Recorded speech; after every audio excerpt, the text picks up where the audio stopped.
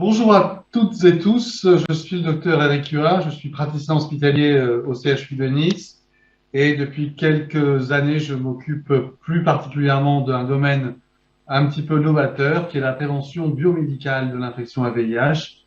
Et c'est aujourd'hui le thème de, je crois, votre dernière session de ce congrès qui malheureusement s'est déroulé en virtuel et j'aurais beaucoup aimé vous rencontrer. Donc, pour entamer les choses, vous savez qu'il y a aujourd'hui, enfin, il y a maintenant deux piliers de la prévention dans le domaine de VIH. La prévention que l'on connaît depuis de longues années, depuis le début de l'épidémie, dite comportementale, qui consiste à éduquer les enfants, les jeunes et les moins jeunes et délivrer une information de prévention et d'insister essentiellement sur le port du préservatif. C'est la prévention classique comportementale auquel, depuis quelques années, et s'ajoute la prévention dite biomédicale, où c'est un médicament et pas un comportement qui va nous aider à vaincre cette épidémie ou cette pandémie. On connaît tous depuis de nombreuses années la transmission materno-fétale, qui a consisté à donner une trithérapie à la maman pour protéger l'enfant à naître. C'est déjà du biomédical. On connaît également le traitement post-exposition, qui est également validé depuis de nombreuses années. Et nouvel concept et nouvel aspect beaucoup plus novateur, révolutionnaire, je trouve révolutionnaire, c'est le TASP, qui reste le gold standard en termes de prévention biomédicale, qui est de traiter tous les individus infectés et de casser la transmission, puisqu'on sait aujourd'hui qu'un individu séropositif traité depuis au moins 6 mois et indétectable depuis au moins 6 mois ne transmet plus sa maladie. Donc, dans un monde idéal, si on dépistait tout le monde, on n'aurait plus d'épidémie à VIH. Si on dépistait et si on traitait tout le monde, il n'y aurait plus d'épidémie à VIH. Et puis, concept nouveau, et on va parler essentiellement de ça aujourd'hui, la PrEP, qui est la prévention pré-exposition au VIH, qui consiste à donner un médicament avant les expositions, qui peuvent être ponctuelles ou répétées, pour éviter que l'individu s'infecte.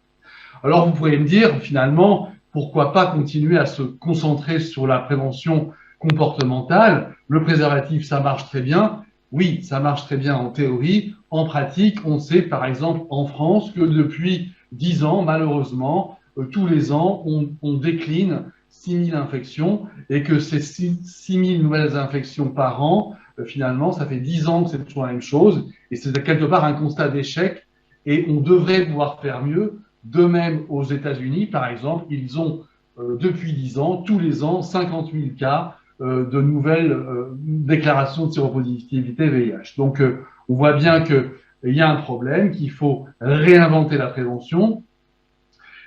Les groupes à risque sont très variables d'un territoire à un autre, d'un pays à un autre. Là, c'est les courbes de contamination en fonction des facteurs de risque en France. Et vous voyez qu'aujourd'hui, les principaux touchés par l'épidémie à VIH sont nos hétérosexuels nés à l'étranger, encore appelés migrants chez nous, et les hommes qui ont des rapports sexuels avec des hommes qui sont nés en France, mais aussi les hommes qui ont des rapports sexuels avec d'autres hommes qui sont également nés à l'étranger. Ce groupe à risque constitue aujourd'hui 90% des contaminations en France, puisque les hétérosexuels nés en France, aujourd'hui, représentent moins de 15% des nouvelles contaminations. C'est vous dire ici qu'on a une cible pour la prévention et pour essayer d'intervenir sur l'épidémie à VIH en France. Par exemple, un homme qui a des rapports sexuels avec d'autres hommes a en France 200 fois plus de risques d'être séropositif, de devenir séropositif pour le VIH qu'un hétérosexuel, entre guillemets, caucasien. Les territoires comme le nôtre, et ça c'est des chiffres qui sont un petit peu anciens, montrent que l'épidémie est parfois hyper concentrée. Dans la région niçoise et les Alpes-Maritimes, c'est un peu une petite Californie, on a une épidémie qui est ultra concentrée sur les hommes qui ont des rapports sexuels avec les hommes. Et on a vu en 2014 que 20% des nouvelles contaminations étaient touchées des jeunes homosexuels. On a vu arriver cette nouvelle épidémie chez les jeunes parce que, avec la nouvelle image du VIH dans les pays riches, la prévention, le préservatif est de moins en moins mis et on a vu réapparaître cette épidémie, notamment chez les jeunes. Alors, je ne vous parle pas bien sûr du monde, où malheureusement, vous le savez, 2,5 millions d'individus s'infectent tous les ans pour le VIH, essentiellement, vous le savez, en Afrique et en Afrique subsaharienne. Et on peut aussi rappeler que 4200 adolescentes ou jeunes femmes sont infectées par semaine. Beaucoup de femmes en Afrique subsaharienne sont infectées dès leur premier rapport.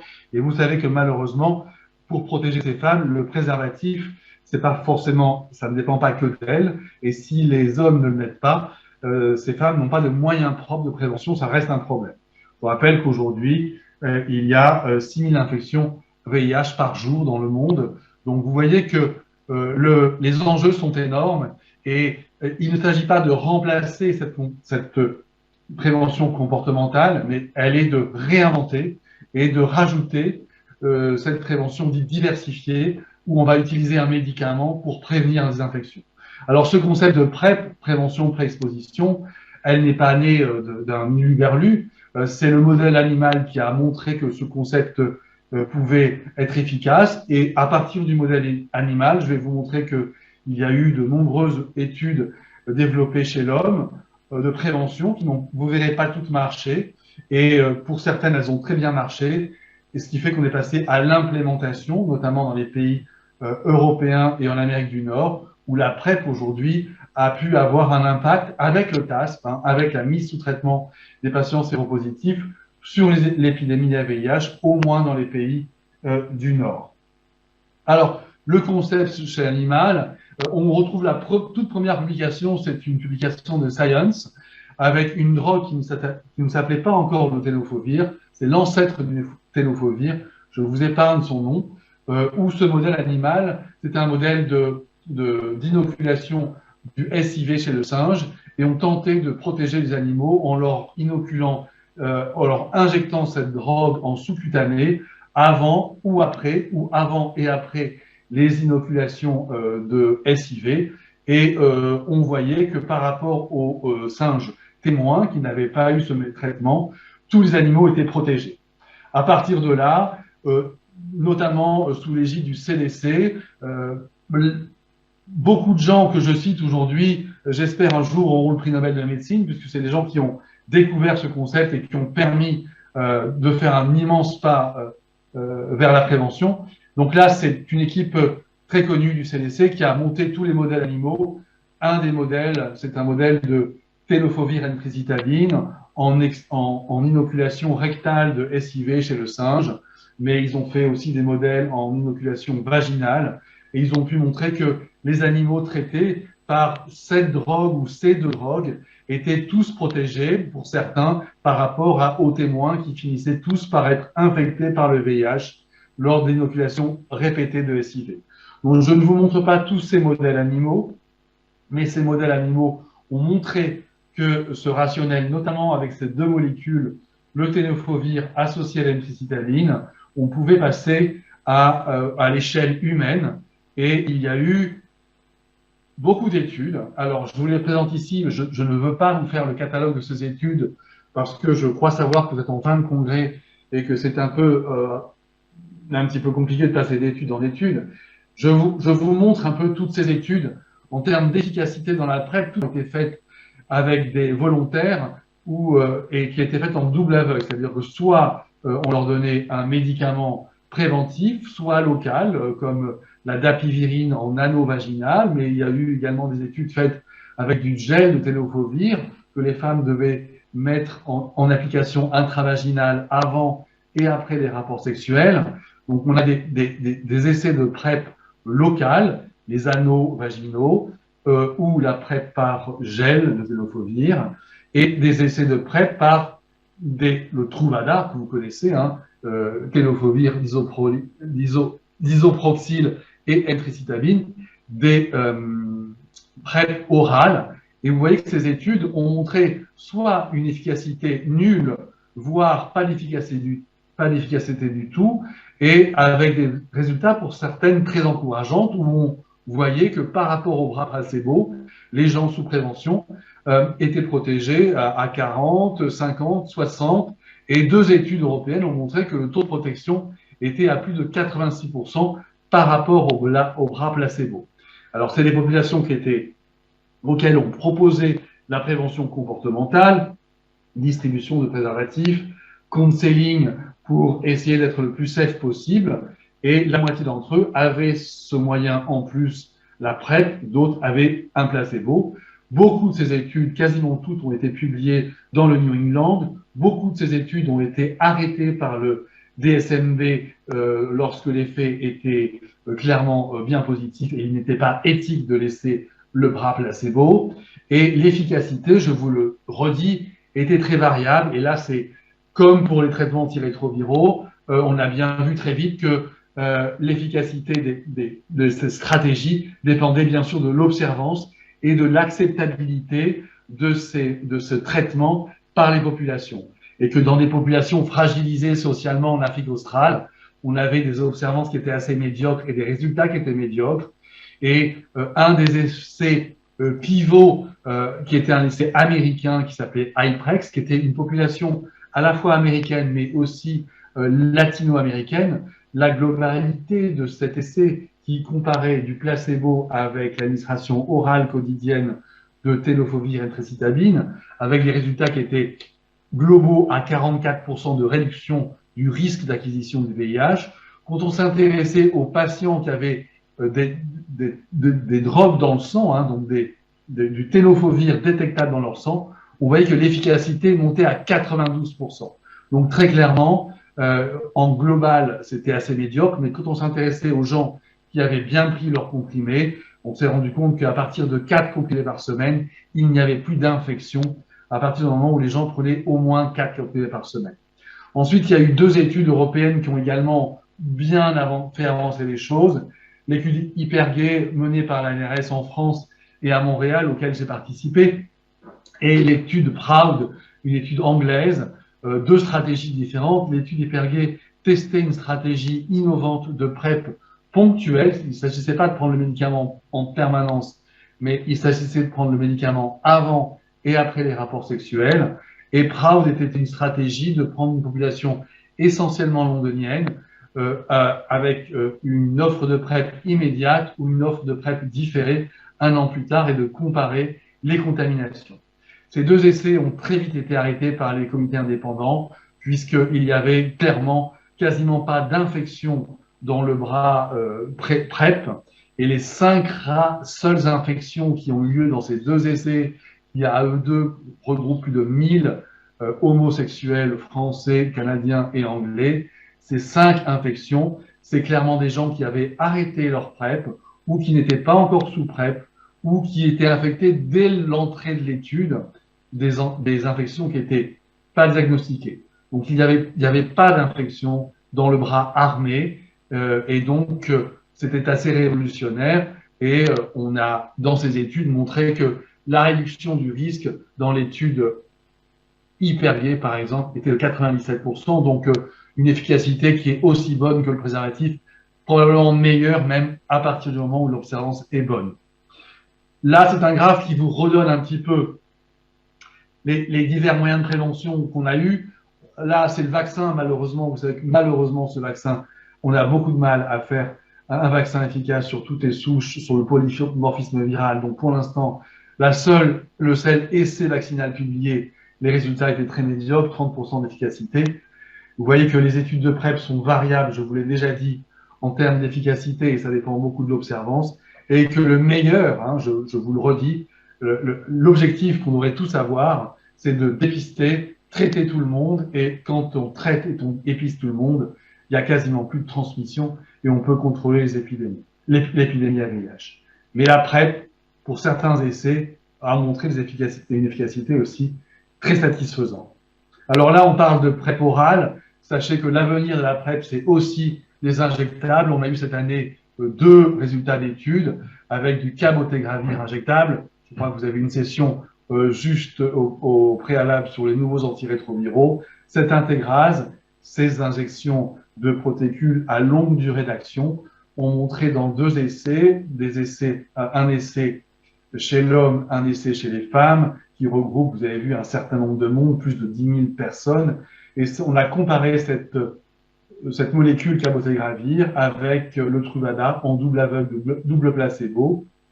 Et ces deux essais ont également été arrêtés par les comités indépendants pour supériorité du bras cabotegravir. Donc l'intégrase injectée était bien meilleure que le Truvada. Pourquoi? Ben, vous en doutez bien, c'est que les patients sous Truvada, l'observance était probablement moins bonne et le cabotegravir a mieux protégé que cette PrEP dite classique par tenofovir emtricitabine. Donc le cabotegravir a probablement un avenir dans la PrEP de demain. Il y aura un problème de coût, bien sûr. Sachez également qu'on retravaille sur les anneaux pour améliorer l'acceptabilité avec de la PrEP par dapivirine, qui est un inhibiteur non nucléosidique d'apprentissage inverse qu'on va proposer à des femmes, et c'est des anneaux qui seront changés tous les 3 mois. Et puis, on a une molécule qui arrive à un nucléosidique assez intéressant avec une demi-vie très longue qui va être proposée en curatif et en préventif avec un comprimé par mois probablement en préventif ou même un implant, un tout petit implant qui serait posé une fois par an en prévention pré-exposition au VIH. Donc vous voyez que c'est un futur quand même assez exaltant, enfin moi je trouve ça exaltant. On a également une molécule toute nouvelle en phase 1 avec un modèle animal qui montre que l'Enacapavir permettrait une protection également, et c'est également une molécule qui va être en long acting, active au moins un trimestre. Donc vous voyez que l'avenir, il y a des nouvelles molécules. Maintenant, je voudrais un peu vous parler de la pratique. Donc il est hors de question de vous décliner, je n'ai pas le temps de vous faire toute la consultation PrEP, mais globalement, ce qu'il faut retenir, c'est que la PrEP, c'est une consultation de santé sexuelle. Ce n'est pas, c'est quelque chose qui aborde tous les domaines de la prévention. C'est diversifié. On va bien sûr insister sur le port maximum du préservatif. On va bien sûr insister sur essayer de minimiser le nombre de partenaires différents. Donc tout ce counseling, il est permanent, il est répété à chaque consultation. C'est aussi une consultation qui va vérifier les carnets de vaccination, qui va vacciner nos jeunes contre l'hépatite A, l'hépatite B, le papillomavirus. Donc tout ça, c'est très large. Et c'est aussi une consultation où on va dépister les IST systématiquement. Les IST, qu'elles soient symptomatiques ou asymptomatiques, sont systématiquement dépistées. Elles sont traitées et on traite les partenaires. Donc, vous voyez que ce programme de santé sexuelle permet quelque part une diminution de la charge virale des IST communautaires, et le fait de dépister fréquemment et de traiter pourrait avoir un impact sur également l'épidémie d'IST qu'on voit chez nous, mais probablement également chez vous. On a aussi une prise en charge en addictologie, en recours avec des psychologues lorsqu'il y a des difficultés avec ces drogues psychoactives qui, vous savez, créent des ravages dans les grandes villes européennes et américaines. Donc tout ça avec un espace qui est d'écoute, où on ne juge pas, et c'est un espace assez confortable, enfin assez ouvert, où les gens en fait se livrent assez aisément, et ça nous permet d'aborder tous les domaines. Et c'est vrai que la vraie vie, c'est de recruter les gens qui doivent bénéficier d'une prévention pré-exposition, de les screener et d'initier le plus rapidement possible ce traitement préventif. Et puis, on revoit les gens à 1 mois, puis ensuite, on les voit tous les 3 mois. Et la gestion, finalement, la PrEP en consultation, nous, médecins qui faisons de la PrEP, la grande difficulté, c'est la gestion des IST, c'est le dépistage, de rappeler les gens pour leur dire qu'il faut revenir à l'hôpital pour avoir un traitement contre une syphilis, des chlamydia, des gonocoques. Donc tout ça, en France, au départ, était réservé au centre, au CEGID, au centre de santé sexuelle et à l'hôpital.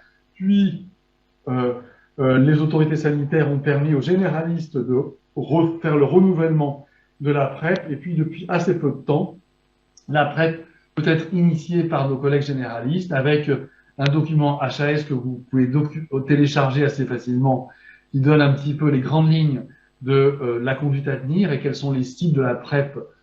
C'est des publics fragilisés, je ne vais pas tous vous les donner, mais c'est bien sûr les hommes qui ont des rapports sexuels avec les hommes, et c'est aussi les bisexuels, c'est aussi les femmes qui, au sein de leur couple, pourraient être fragilisées par l'exposition de leur partenaire principal à des pratiques non protégées et qui pourraient ramener le VIH au sein du couple. Donc, les migrants sont en France une cible beaucoup plus compliquée à atteindre que les HSH, mais c'est l'objectif dans les villes d'atteindre aussi ce public cible des migrants.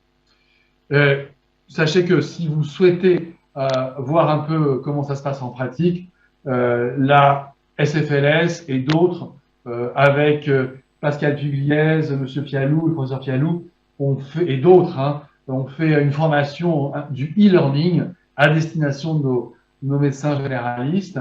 C'est très très bien fait, ça peut se faire en petits morceaux, on peut consacrer 10 minutes et faire des modules. C'est très interactif, donc je vous engage à regarder ce site de formation accessible sur Internet qui s'appelle Format Prep, qu'on a mis en ligne depuis quelques mois avec l'HAS.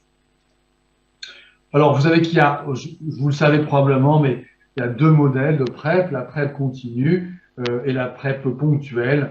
Ça, c'est en fonction de l'individu, de ses pratiques, du nombre de rapports sexuels qu'il va vous déclarer, qu'on va voir avec eux si on fait plutôt une PrEP continue qui permet une protection permanente ou une PrEP ponctuelle parce que les individus vont très ponctuellement prendre des risques. À ce moment-là, on donne moins de traitements, c'est moins coûteux. Aujourd'hui, on a les génériques, donc la PrEP, le coût-efficacité de la PrEP est rendu bien plus faisable depuis qu'on a ces génériques. Ça, c'est à voir. Et donc, cette consultation qui est le plus ouverte possible se déroule maintenant à l'hôpital, mais on essaye aussi de l'installer en ville pour ouvrir le plus l'offre de PrEP en France. C'est ce qu'ont fait beaucoup de villes aux États-Unis, où on a désacralisé cette PrEP, où les pharmaciens peuvent prescrire la PrEP, où les patients peuvent commander leur PrEP par Internet, où on va leur envoyer des kits de dépistage à domicile pour les IST et le VIH. Et il faut démocratiser cette PrEP. Moi, personnellement, pendant la pandémie, j'ai beaucoup travaillé, mais j'avais déjà initié une PrEP avec une e-médecine. Je travaille beaucoup par texto avec mes patients, en téléconsultation. Je leur envoie leur ordonnance de renouvellement de PrEP par Internet, en les scannant, de façon à ce qu'il n'y ait pas de rupture de traitement. Même chose pour nos patients en VIH, de façon à ce qu'il n'y ait pas de rupture dans l'approvisionnement de leur thérapie. Et c'est comme ça qu'on y arrive. Je vais finir par l'impact épidémiologique. Est-ce que la PrEP, qui a été instaurée aux États-Unis depuis 2012, quand même 2013, et en Europe depuis 2016, est-ce qu'on a déjà un impact sur l'épidémie? Alors, c'est très compliqué de différencier l'impact de la mise en place de la PrEP et l'impact de la mise en place du traitement comme prévention, puisque dans les pays du Nord, mais aussi dans certains pays, comme chez vous, je l'espère, les gens accèdent au traitement et en accédant au traitement pour tous, on casse la transmission. Donc c'est à la fois le traitement pour tous et la PrEP qui ont permis dans certains territoires, et le laboratoire, le plus beau laboratoire de la PrEP et du TASP, c'est San Francisco, où on voit que les courbes des contaminations à San Francisco ont diminué de moitié, des résultats assez extraordinaires, avec aussi des résultats australiens, le modèle australien, où l'État de Sydney a décidé d'éradiquer le VIH, et il y a eu un programme gouvernemental énorme de mise sous PrEP, excessivement rapide, avec une PrEP à tous les étages, avec une mise sous PrEP très rapide de 3700 individus à risque du VIH. Et on compare dans ce travail publié à la Croix en 2008 la période pré-PrEP et la période post-PrEP, et on voit que, en ne serait-ce que l'espace d'un an, ils ont diminué dans cette région d'Australie de moins 25% les infections générales et de moins 30% les infections récentes. Donc on voit que avec la mise sous traitement et la PrEP en Australie, les résultats sont assez évidents. Nice, ma ville, est assez aussi fait modèle en France. Je vous l'ai dit tout à l'heure, nous avons une épidémie très concentrée. Nous avons eu une action assez volontaire dès 2016, puisqu'on avait participé à Hypergay, parce qu'on a monté un projet régional d'objectifs de contrôle de l'épidémie du VIH sur notre territoire. On a mis aussi depuis de longues années, grâce à mon collègue Pascal Pugliese, on a surveillé à ce que nos patients soient mis sous traitement, qu'ils soient maintenus dans le soin.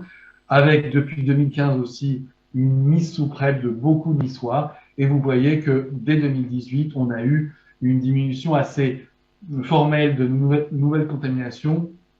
Et on a même pu dire que cette diminution, cette cassure dans les nouvelles contaminations, elle se voit essentiellement chez les homobisexuels. C'est ceux qui ont bénéficié de la PrEP. Donc depuis 2008, les résultats ont arrêté de diminuer, ils restent stables. Mais vous savez que depuis 2008 est arrivé en 2020 la pandémie VIH qui a eu un impact sur la PrEP, puisque vous voyez, ça c'est les initiations de PrEP en France, et vous voyez qu'il y a une cassure dans les initiations de PrEP. Voilà, je voulais terminer en vous redisant la prévention, les stratégies au contexte épidémiologique local, bien sûr. Il y a des pays où le VIH est une affaire d'uniforme, hein, ça va être les militaires. Dans d'autres pays, je pense au Maroc où j'ai un peu travaillé, c'est bien souvent les travailleurs agricoles qui vont être loin de leur famille dans des zones seules où on va avoir la prostitution et ils vont être très touchés par le VIH. Il faut diversifier la prévention comportementale, bien sûr, mais il faut aussi réfléchir à des stratégies biomédicales, la PrEP, avec les génériques, à faible coût, doivent être aussi proposées aux populations à risque, en gardant en mémoire l'axe prioritaire, le dépistage et le traitement.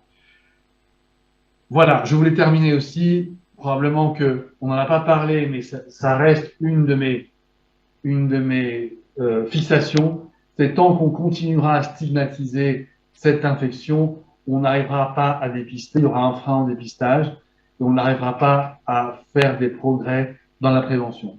Donc il faut aussi réfléchir sur comment déstigmatiser cette infection, faire que c'est une maladie comme les autres, qu'on a des traitements très efficaces, et il faut changer l'image de cette infection. Voilà, je vous remercie et je vous souhaite une bonne fin de congrès. Au revoir.